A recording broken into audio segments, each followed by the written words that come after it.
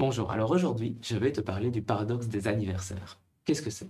Eh bien, imagine 22 personnes, par exemple 22 joueurs ou joueuses sur un terrain de foot.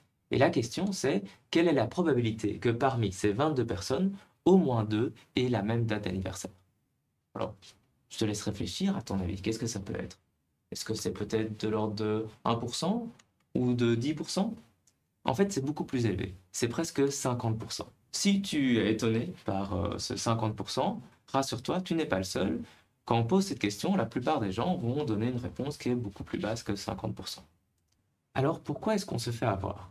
Bien, peut-être que tu t'es imaginé toi-même dans un groupe de 22 personnes, peut-être que dans ta classe, il y a 22 personnes et que tu te dis, bah, c'est assez rare de rencontrer quelqu'un qui a la même date d'anniversaire que soi. Sauf que en faisant ça, ce que tu as fait, c'est te comparer toi avec 22 autres personnes. Et c'est vrai que dans ce cas, ben, 22 personnes qui peuvent chacune avoir une de 365 dates d'anniversaire possibles, il y a assez peu de chances que quelqu'un ait le même anniversaire que toi. Mais c'était pas ça la question. La question c'est quelle est la probabilité que deux personnes quelconques aient la même date d'anniversaire. Et donc pour ça, il ne faut pas considérer uniquement les possibilités que quelqu'un ait la même date d'anniversaire que toi, mais il faut considérer toutes les paires possibles de personnes qui pourraient avoir la même date d'anniversaire. Et des paires, il y en a beaucoup. Dans un groupe de 22 personnes, il y a 231 paires possibles.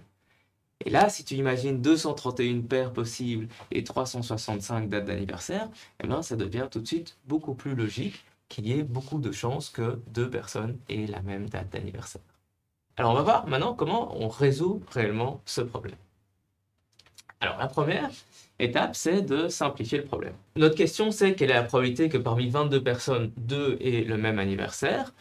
Eh bien, on va aller vers un problème plus simple qui est quelle est la probabilité que deux personnes aient choisi la même couleur de maillot. Donc, on diminue le nombre de personnes et on passe des dates d'anniversaire où il y en a 365 possibles à seulement trois couleurs de maillot possibles.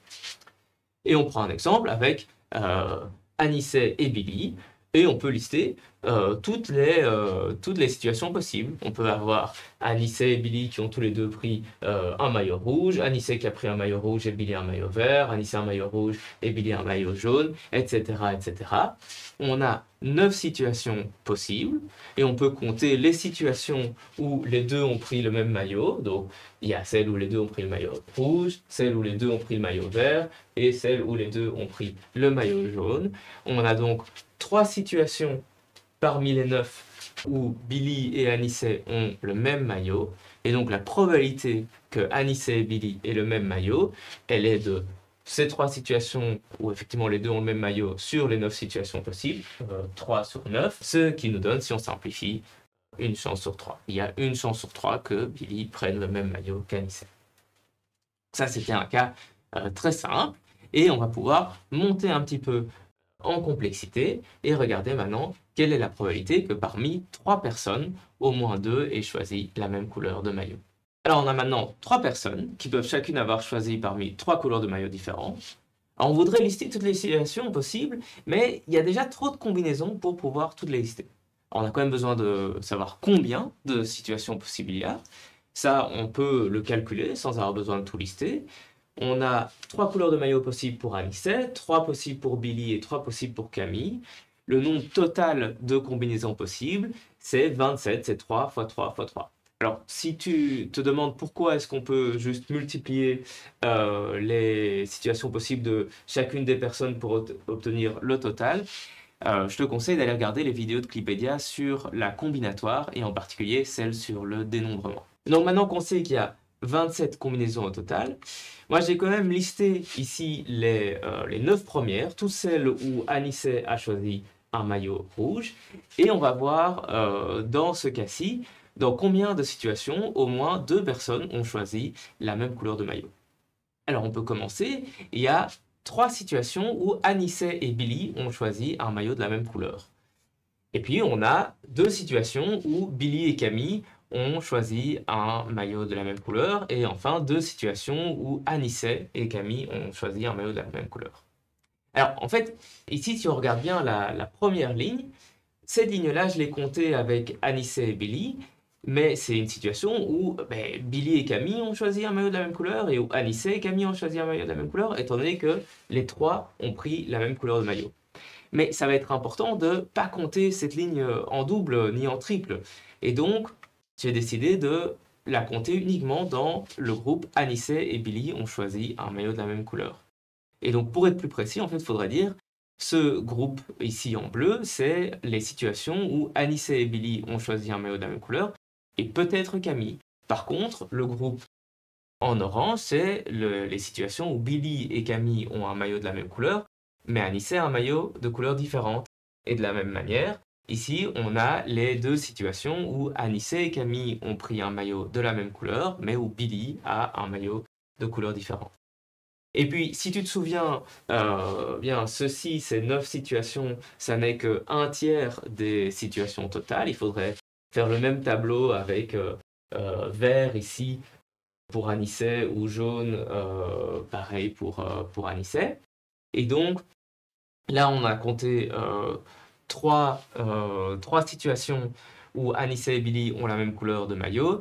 En fait, il faut multiplier ça par 3 pour avoir vraiment toutes les situations possibles. Pareil pour Billy et Camille ou pour Anissé et Camille. Et donc, pour répondre à cette question, maintenant, dans combien de situations au moins 2 ont choisi la même couleur de maillot? Eh bien, ce sont les 9 situations où Anissé et Billy ont pris la même couleur de maillot, plus les 6 situations où Billy et Camille ont pris la même couleur de maillot, mais où Anissé a pris une couleur différente, plus les 6 situations où Anissé et Camille ont pris la même couleur de maillot, mais où Billy a pris une couleur de maillot différente. Maintenant qu'on a le nombre de situations dans lesquelles au moins 2 personnes ont choisi la même couleur de maillot, eh bien on peut calculer la probabilité que parmi 3 personnes, au moins 2 aient choisi la même couleur de maillot. Ça, c'est très simple, c'est le nombre de situations dans lesquelles au moins 2 personnes ont pris la même couleur de maillot, c'est ce qu'on vient de calculer, divisé par 27, qui était le nombre total de situations. Et ça, si on simplifie, eh bien, ça nous donne 7/9. Alors, on peut remarquer maintenant que cette équation, on peut la réécrire de cette manière. Ici, la grande fraction qu'il y avait ici, je l'ai séparée en 3 fractions différentes, 9/27 plus 6/27 plus 6/27. Et 9/27, si on regarde, eh bien, c'est le nombre de situations dans lesquelles Anissé, Billy et peut-être Camille avaient un maillot de la même couleur, divisé par le nombre total de situations. Et ça, c'est quoi? C'est la probabilité que Anissé, Billy et peut-être Camille aient pris le même maillot. De la même manière, 6/27, c'est le nombre de situations dans lesquelles Billy et Camille avaient le même maillot, mais que Anissé avait pris un maillot différent, divisé par le nombre total de situations possibles, c'est la probabilité que Billy et Camille aient pris le même maillot, mais que Anissé ait un maillot différent. Et avec le même raisonnement, eh bien, on peut se convaincre que 6/27, c'est bien la probabilité que Anissé et Camille aient pris le même maillot, mais que Billy a pris un maillot différent. Et ici, en fait, on vient de tomber sur une des propriétés très intéressantes des probabilités. Si on a 2 événements A et B, la probabilité que A ou B se produisent, c'est égal à la probabilité que A se produise plus la probabilité que B se produise. Et c'est bien ce qui se passe ici. La probabilité que parmi 3 personnes, au moins 2 aient choisi le même maillot, on voit que c'est la probabilité que Anissé, Billy et peut-être Camille aient pris le même maillot, plus la probabilité que Billy et Camille aient pris le même maillot, mais que Anissé a pris un maillot différent, plus la probabilité que Anissé et Camille aient pris le même maillot, mais pas Billy. Parce que effectivement, la probabilité que parmi 3 personnes, au moins 2 aient pris la même couleur de maillot, c'est bien la probabilité que soit Anissé et Billy aient le même maillot, soit Billy et Camille aient le même maillot, soit Anissé et Camille aient le même maillot. On est passé des ou dans les situations, c'est soit de cette situation, soit de cette situation, soit de cette situation, à des sommes de probabilités. Alors ça, c'est pas la règle complète. En fait, cette règle-là, elle ne s'applique que si A et B sont 2 événements qu'on dit mutuellement exclusifs. Qu'est-ce que ça veut dire mutuellement exclusif? Ça veut dire que A et B ne peuvent pas se produire en même temps. Et c'est bien le cas ici. Et c'est même pour ça que c'était très important de faire attention à ne pas compter en double la situation où les trois ont le même maillot.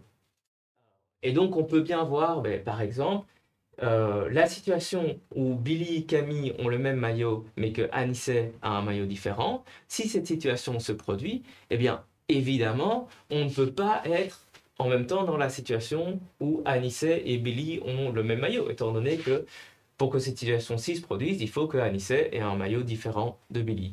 On ne peut pas non plus être dans cette situation-ci où Anissé et Camille ont le même maillot, étant donné que si on est dans cette situation, eh bien, ça veut dire que Anissé a un maillot différent de Camille. Et donc, ces trois situations, elles sont bien mutuellement exclusives, et donc on peut sommer leurs probabilités pour retrouver la probabilité générale qui nous intéresse.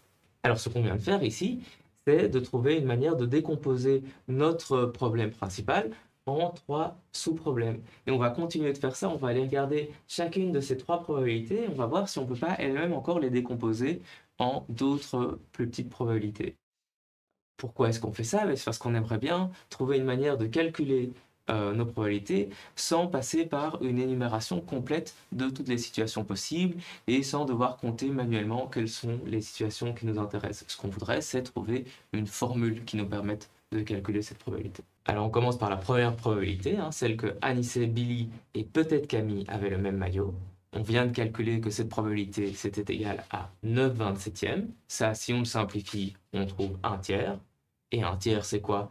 Eh bien, on vient de le calculer. C'était la probabilité que deux personnes aient le même maillot. C'est ce qu'on avait obtenu dans le cas le plus simple avec seulement deux personnes. Alors ici, on a effectivement trois personnes, mais finalement, ce que fait Camille n'a pas d'influence sur le calcul de la probabilité. Camille pourrait avoir pris le même maillot que Anissé et Billy ou un maillot différent.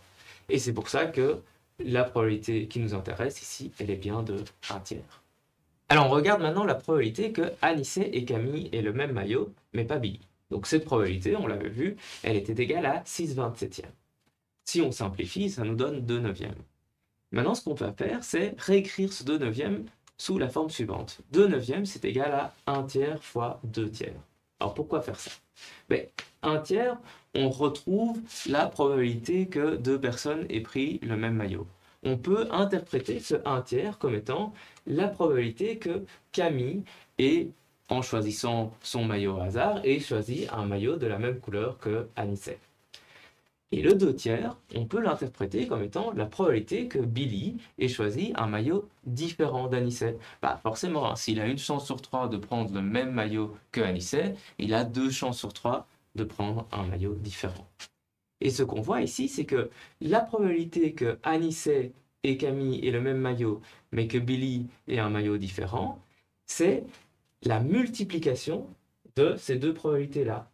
C'est la probabilité que Camille ait le même maillot d'Anissé fois la probabilité que Billy ait un maillot différent d'Anissé. Et ça, c'est une autre propriété très importante des probabilités.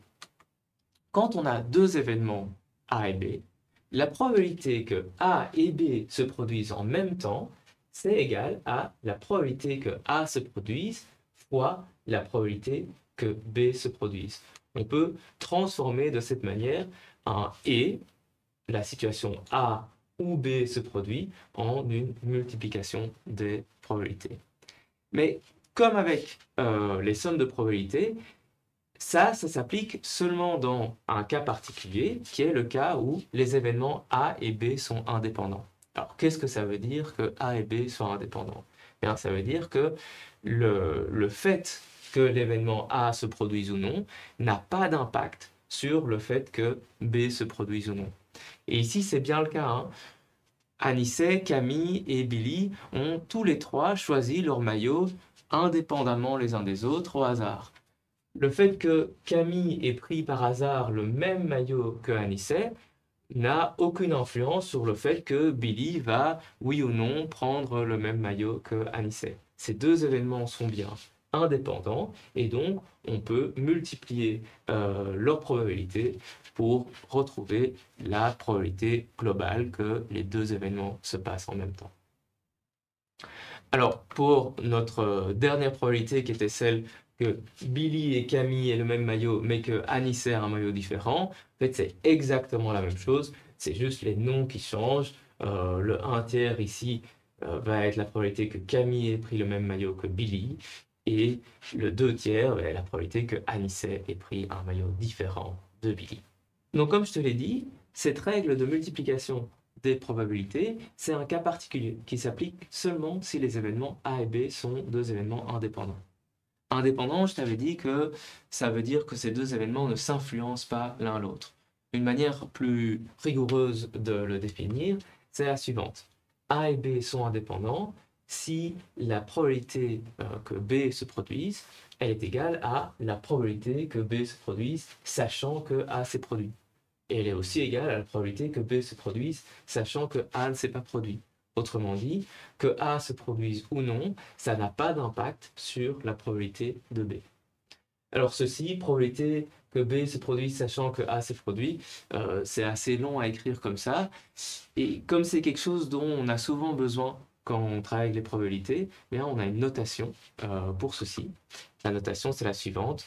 Probabilité de B bar A, ça se lit probabilité de B sachant A, et ça s'interprète comme étant la probabilité que B se produise, sachant que l'événement A s'est produit. Alors si ça, c'est la définition de deux événements qui sont indépendants, eh bien à l'inverse, deux événements A et B sont dépendants si la probabilité que B se produise est différente de la probabilité de B sachant A. Et maintenant qu'on a cette notation, on peut aussi écrire la règle générale. La règle générale, c'est la suivante. La probabilité que deux événements A et B se produisent, c'est égal à la probabilité que l'événement A se produise fois la probabilité que l'événement B se produise, sachant A, la probabilité de B sachant A. Alors évidemment, A et B, on aurait pu les mettre dans l'autre sens, donc c'est aussi égal à la probabilité que B se produise fois la probabilité de A sachant B. Et si nos deux événements sont indépendants, eh bien, probabilité de A sachant B, c'est égal à la probabilité de A, et donc on retombe sur notre cas général. Voilà, cette règle générale, elle va nous être utile par la suite, donc on la garde dans un coin de sa tête. Allez, on fait un récap et puis on passe à l'étape suivante. Donc on a vu que la probabilité que parmi trois personnes, au moins deux aient le même maillot, c'est égal à la probabilité que Anissé et Billy et peut-être Camille aient le même maillot, ou que Billy et Camille aient le même maillot mais qu'Anissé ait un maillot différent, ou que Anissé et Camille aient le même maillot mais que Billy ait un maillot différent. Et on sait calculer maintenant chacune de ces trois probabilités. La première, eh bien, c'est égal à 1 tiers. Et ici, j'ai encadré avec la couleur correspondant à la bonne personne pour qu'on s'y retrouve. Hein. C'est 1 tiers, c'est la probabilité que Billy ait choisi le même maillot que Anissé. La probabilité que Billy et Camille aient pris le même maillot, mais pas Anissé, eh bien, c'est 1 tiers la probabilité que Camille ait pris le même maillot que Billy, fois 2 tiers la probabilité que Anissé ait pris un maillot différent de Billy. Et de la même manière, la probabilité que Anissé et Camille aient pris le même maillot, mais que Billy ait pris un autre maillot, eh bien, c'est 1 tiers la probabilité que Camille ait pris le même maillot que Anissé, fois 2 tiers la probabilité que Billy ait pris un maillot différent de celui d'Anissé. Comme ces trois probabilités sont mutuellement exclusives, eh bien, on peut trouver la probabilité globale en sommant simplement ces trois probabilités. Donc, la probabilité que parmi trois personnes au moins deux aient le même maillot, c'est 1 tiers plus 2 neuvièmes plus 2 neuvièmes. Et maintenant, on va pouvoir passer à l'étape suivante et calculer la probabilité que parmi trois personnes, au moins deux aient la même date d'anniversaire. Alors, ici, on avait 1 tiers. 1 tiers, c'était la probabilité que Billy ait choisi le même maillot qu'Anissé au hasard parmi trois maillots possibles. Maintenant, on parle de date d'anniversaire. On va considérer qu'il y a 365 dates d'anniversaire possibles, qu'elles ont toutes la même probabilité. Et donc, la probabilité que Billy ait la même date d'anniversaire que Anissé, c'est de 1 sur 365. Dans notre deuxième probabilité, ici, celle où Billy et Camille aient la même date d'anniversaire maintenant, mais que Anissé a une date d'anniversaire différente, eh bien, le 1 tiers ici va aussi être changé en 1 sur 365. C'est la probabilité que Camille ait la même date d'anniversaire que Billy. Mais par contre, le 2 tiers ici, ça c'était la probabilité que Anissé ait choisi un maillot différent de celui de Billy. Ici, ça va être la probabilité que Anissé a une date d'anniversaire différente de celle de Billy. Bon, ben, si Anissé a une chance sur 365 d'avoir la même date d'anniversaire que Billy, elle va avoir 364 chances sur 365 d'avoir une date d'anniversaire qui est différente. Et donc le 2 tiers ici, il devient 364 sur 365. Et donc notre probabilité que Billy et Camille aient la même date d'anniversaire, mais que Anissé ait une date d'anniversaire différente, elle devient 364 sur 365 au carré. Et la probabilité que Anissé et Camille aient la même date d'anniversaire, mais que Billy ait une date d'anniversaire différente, eh bien c'est pareil, ça devient aussi 364 sur 365 au carré. Ces probabilités sont toujours mutuellement exclusives, et donc on peut les sommer pour répondre à notre première question ici. La probabilité que parmi 3 personnes, au moins 2 aient le même anniversaire, eh bien c'est 1 sur 365 plus 364 sur 365 au carré, plus 364 sur 365 au carré, et ça c'est égal à environ 0,82%. Alors on pourrait continuer comme ça et essayer de calculer de cette manière quelle est la probabilité que parmi 4 personnes ou 5 personnes, 2 au moins aient la même date d'anniversaire. Mais on va se rendre compte qu'en fait, cette méthode, elle devient très vite ingérable. Regarde, à 4 personnes, il y a déjà 6 paires possibles de 2 personnes qui pourraient avoir leur anniversaire en même temps. Donc il faut considérer la probabilité que ces deux-ci aient le même anniversaire, ou ces deux-là, ou ces deux-là, ou ces deux-là, etc. Et regarder comme ça les 6 paires possibles. Mais il faut aussi s'assurer qu'on compte rien en double. Et donc que dans la situation où on a par exemple 3 personnes qui ont la même date d'anniversaire et une quatrième qui a une date d'anniversaire différente, eh bien que cette situation-là, elle est bien comptée qu'une seule fois. Ou la situation où tous les 4 ont la même date d'anniversaire, de nouveau, il faut s'assurer qu'on ne la compte pas en double. Il faut aussi s'assurer qu'on ne compte pas en double des situations comme celle-ci, où on a 2 personnes qui ont la même date d'anniversaire et 2 autres qui ont aussi la même date d'anniversaire, mais qui sont 2 dates d'anniversaire différentes. Alors, on pourrait peut-être s'en sortir encore avec 4 personnes en faisant très attention à considérer toutes les situations possibles sans considérer des situations en double, mais ce serait impossible de le faire avec plus de monde. Je te rappelle que notre objectif, c'est de calculer la probabilité pour un groupe de 22 personnes, et qu'à 22 personnes, il y a 231 paires possibles à considérer. Et donc ce serait complètement ingérable. Et donc on va devoir trouver une autre manière de résoudre ce problème. L'astuce, c'est qu'au lieu de calculer quelle est la probabilité que parmi 22 personnes, au moins 2 aient le même anniversaire, on va calculer la probabilité que parmi 22 personnes, toutes aient un anniversaire différent. Et ce petit changement de au moins 2 à toutes, en fait, elle va nous simplifier énormément la vie. Alors, on voit que ces deux problèmes, ils semblent proches, mais voyons exactement de quelle manière ils sont liés. Donc, on a appelé le problème initial le problème A, et notre nouveau problème, c'est le problème B. Mais remarquons que A et B, ils sont mutuellement exclusifs. Alors c'est assez simple à voir, hein. C'est évident que si tout le monde a un anniversaire différent, ben, c'est impossible que au moins 2 aient le même anniversaire. Et inversement, si on en a au moins 2 qui ont le même anniversaire, ben, tout le monde ne peut pas avoir des anniversaires différents. Et donc A et B sont mutuellement exclusifs, et quand 2 événements sont mutuellement exclusifs, on a cette propriété que la probabilité que A ou B se produise était égale à la probabilité que A se produise plus la probabilité que B se produise. Et on a aussi qu'il est impossible que ni A ni B ne se produisent. Il faut à tout moment que soit A soit vrai, soit B soit vrai. Hein. Si tout le monde n'a pas un anniversaire différent, alors forcément, c'est que au moins 2 personnes aient le même anniversaire. Et si on n'a pas que au moins 2 personnes ont le même anniversaire, bah, ça veut dire que tout le monde a un anniversaire différent. Hein, et donc ça veut dire que la probabilité que A ou B se produisent est égale à 1. Et quand on a ces deux ces deux propriétés qui sont vraies, on dit que A et B sont des événements complémentaires. Hein, et si on met ces deux équations ensemble, on voit que la probabilité de A plus la probabilité de B est égale à 1. Autrement dit, la probabilité de A est égale à 1 moins la probabilité de B. Et ça, c'est super pratique parce que ça veut dire que si on arrive à calculer la probabilité de B, hein, avec notre nouveau problème, eh bien, on obtient immédiatement la probabilité de A. Il suffit de faire 1 moins la probabilité de B. On a donc un nouvel objectif. On veut savoir quelle est la probabilité que parmi 22 personnes, tout ait un anniversaire différent. Et on va aller par étapes. On simplifie le problème. On commence par quelque chose de très simple. Quelle est la probabilité que parmi 2 personnes, tout ait un anniversaire différent? Et puis la probabilité que parmi 3 personnes, tout ait un anniversaire différent. Et puis finalement, on va pouvoir regarder quelle est la probabilité que parmi n personnes, un nombre quelconque de personnes, tout ait un anniversaire différent.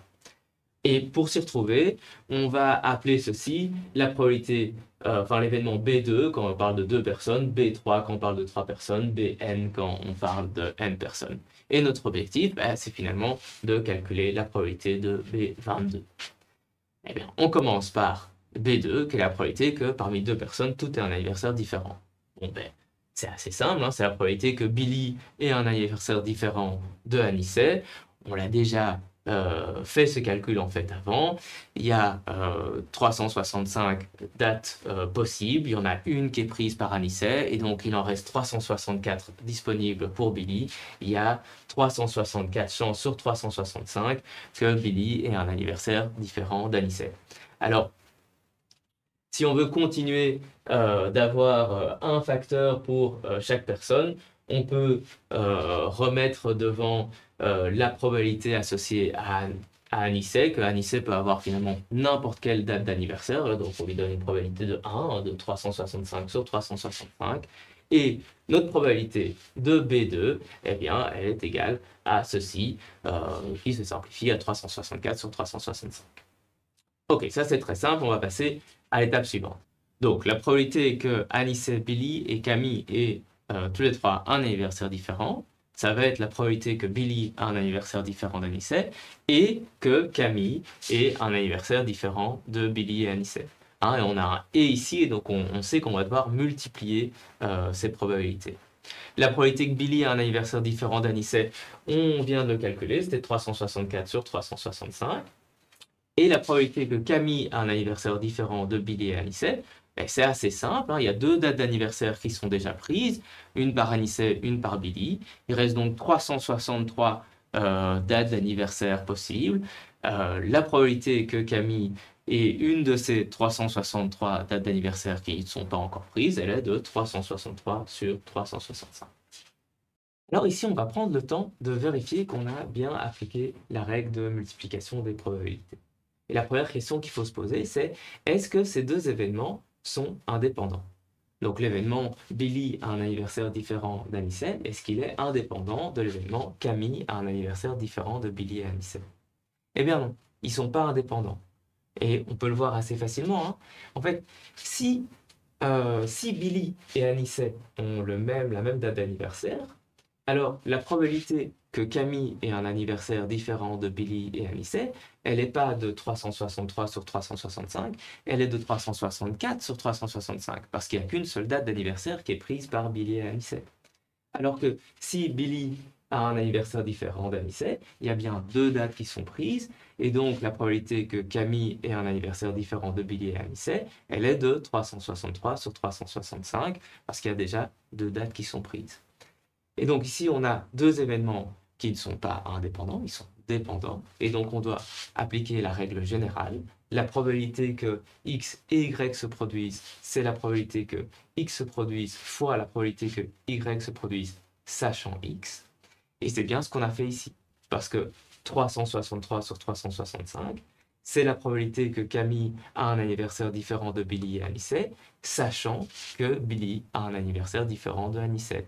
On a bien utilisé le fait que Billy et Anicet ont 2 dates d'anniversaire différentes pour en conclure qu'il restait 363 dates d'anniversaire disponibles et que donc cette probabilité était de 363 sur 365. Et donc, on a bien appliqué la règle générale correctement et il se fait que ça se simplifie et qu'on tombe sur une probabilité très facile à utiliser. Pour 4 personnes, ça va se passer de la même manière qu'avant. La probabilité que parmi 4, tout ait des anniversaires différents, ça va être égal à la probabilité que les 3 premières ont des anniversaires différents et que la 4e personne a un anniversaire différent des 3 autres, sachant que les 3 premières ont bien des anniversaires différents. Donc on peut reprendre la formule qu'on vient d'obtenir sur la probabilité que 3 personnes aient des anniversaires différents. Et pour calculer la probabilité que David ici a un anniversaire différent des 3 autres, sachant que les 3 autres ont toutes les 3 des anniversaires différents, eh bien on a 3 dates d'anniversaire qui sont déjà prises. Il en reste donc 362 de libres. Et donc on a 362 chances sur 365 que David ait un anniversaire différent des 3 autres. Et donc on a trouvé la probabilité B4 que parmi 4 personnes, toutes aient des anniversaires différents. Et maintenant, on peut aller jusqu'à n personnes en généralisant ce qu'on vient de faire. La probabilité que parmi n personnes, toutes aient des anniversaires différents, ben, ça va être la probabilité que parmi n-1 personne, tout ait un anniversaire différent et que la n-ième personne ait aussi un anniversaire différent. Et ça va être ben, la probabilité bn-1 fois 365 moins n-1. Il y a déjà n-1 dates d'anniversaire qui sont prises. Et donc, il reste 365 moins n-1 dates d'anniversaire libres. Et donc, la probabilité que cette n-ième personne ait un anniversaire différent, elle est de 365 moins n-1 sur 365. Et en multipliant les deux, eh bien, on obtient la probabilité Bn. Et donc ici, on a une définition récursive de la probabilité Bn. Si on connaît Bn-1, on connaît Bn. Ben, nous, on a déjà calculé B4, et donc on peut en déduire B5, B6, B7, etc. jusqu'à l'infini. On peut réécrire ça sous forme d'un produit. La probabilité Bn, donc la probabilité que parmi n personnes, tout ait un anniversaire différent, c'est le produit pour i allant de 1 jusqu'à n de 365 moins i-1 sur 365. Ce qu'on va faire maintenant, c'est qu'on va tracer la fonction qu'on a obtenue. Hein. Donc ici, en noir, on a la probabilité que n personnes aient des anniversaires différents. Et on voit que quand notre nombre de personnes il est très faible, eh bien, on a une probabilité qui est très grande. Et au fur et à mesure qu'on a de plus en plus de personnes, ben, logiquement, cette probabilité, elle diminue. Et quand on est à 55, 60 personnes, en fait, on a une probabilité qui est quasi nulle que tout le monde ait des anniversaires différents. Alors, ce qui nous intéressait, c'était en fait de savoir quelle est la probabilité que parmi n personnes, au moins 2 aient le même anniversaire. Et ça, on a vu que ce sont deux probabilités qui sont complémentaires, deux événements qui sont complémentaires. Et donc, on va retrouver la probabilité en faisant juste un moins l'autre. Et donc, la courbe en bleu ici, c'est la probabilité que au moins 2 personnes parmi n aient le même anniversaire. Alors, le cas qui nous intéresse en particulier, c'est ce qui se passe à 22 personnes. Et on voit que la probabilité que parmi 22 personnes, au moins 2 aient le même anniversaire, elle est de 48%.